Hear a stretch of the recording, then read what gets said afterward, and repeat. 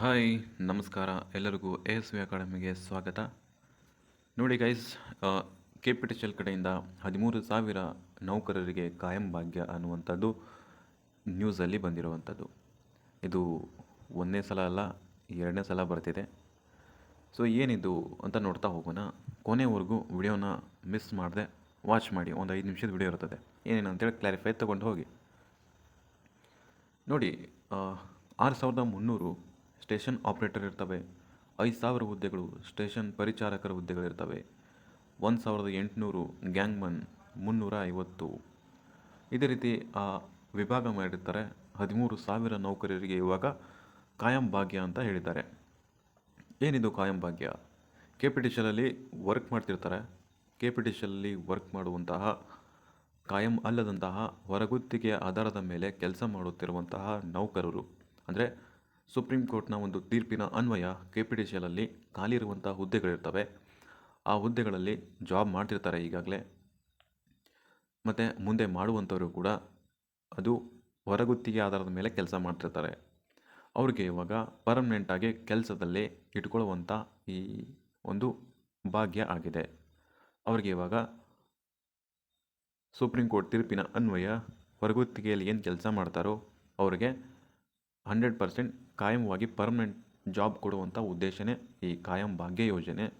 13,000 ನೌಕರರಿಗೆ ಕಾಯಂ ಪರ್ಮನೆಂಟ್ ಜಾಬನ್ನು ಕೊಡುವಂಥ ಒಂದು ಉದ್ದೇಶ ಕೇಂದ್ರ ಸರ್ಕಾರದ್ದು.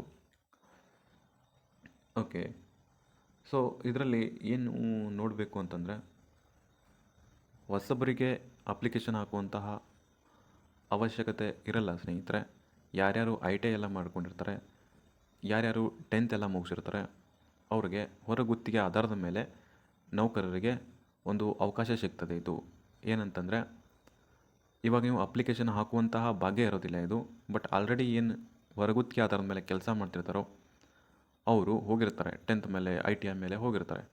ಸೊ ಅವರು ಇದೇನು ಕೆಲಸ ಮಾಡೋದು, ನಾವು ಪರ್ಮನೆಂಟ್ ಇಲ್ಲ, ಟೆಂಪ್ರವರಿ ಕೆಲಸ ಮಾಡ್ತಿರ್ತೀವಿ ಅಂಥೇಳಿ ಬಿಟ್ಟು ಬರುವಂಥ ಕೆಲಸ ಮಾಡ್ತಿರ್ತಾರೆ. ಸೊ ಅವರಿಗೆ ವಿಡಿಯೋ ನಾವು ಶೇರ್ ಮಾಡಿ ಅಲ್ಲೇ ಇರೋಕ್ಕೆ ಹೇಳಿ. ಯಾಕೆ ಅಂತಂದರೆ, ಇದು ಜಾಬ್ ಸಿಗಬೇಕು ಅಂತಂದರೆ ಈ ಕಾಲದಲ್ಲಿ ತುಂಬ ಕಷ್ಟ ಇದೆ. ಸೊ ಹಾಗಾಗಿ ಸ್ನೇಹಿತರೆ, ಅಲ್ಲೇ ಇದ್ದರೆ ಅವ್ರಿಗೆ 13,000 ಹುದ್ದೆಗಳೇನಿರ್ತಾವಲ್ಲ ಅವುಗಳನ್ನ ಪರ್ಮನೆಂಟ್ ಮಾಡ್ಕೊಳ್ಳುವಂಥ ಉದ್ದೇಶ ಇದೆ. ಹಾಗಾಗಿ ಯಾರ್ಯಾರು ಇರ್ತಾರೋ, ಯಾರ್ಯಾರು ಅವೈಲೇಬಲ್ ಇರ್ತಾರೋ ಅವ್ರನ್ನ ಪರ್ಮನೆಂಟ್ ಹುದ್ದೆಗೆ ಆಯ್ಕೆ ಮಾಡಿಕೊಳ್ಳುವಂತಹ ಒಂದು ತೀರ್ಪು ಇದಾಗಿದೆ.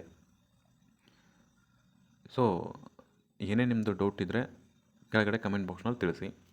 ಇದರ ರಿಲೇಟೆಡಾಗಿ ಏನೇ ನಿಮ್ಮದು ಡೌಟ್ಸ್ ಇತ್ತಂದರೆ ಕೆಳಗಡೆ ತಿಳಿಸಿ. ನೋಡ್ಕೋಬೋದು ನೀವು.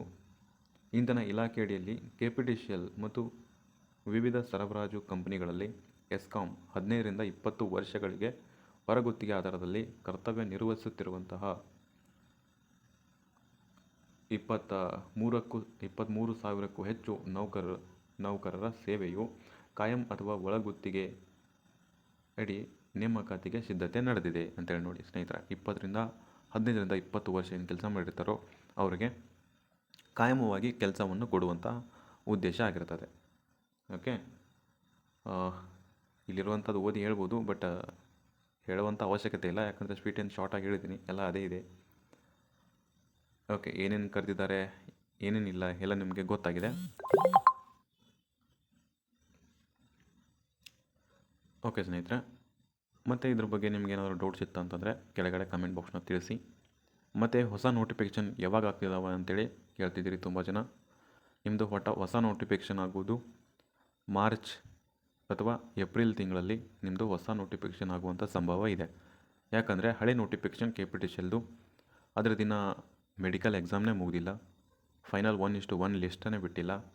ಹಾಗಾಗಿ ಎಲ್ಲ ಕೂಡ ಕಂಪ್ಲೀಟ್ ಆಗಬೇಕು ಅಂತಂದರೆ ಆಗ್ತದೆ, ಮಾರ್ಚ್ವರೆಗೂ ಬರ್ತದೆ.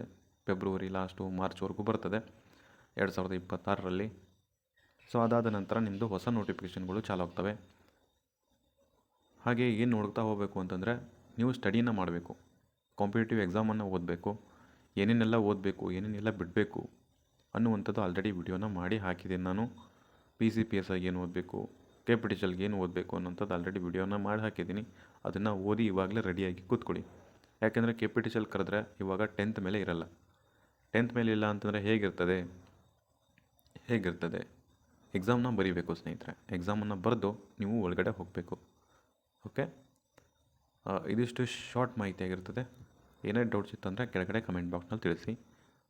ಓಕೆ, ಮತ್ತೆ ಸಿಗೋಣ. ಎಲ್ಲರಿಗೂ ಕೂಡ ಧನ್ಯವಾದ.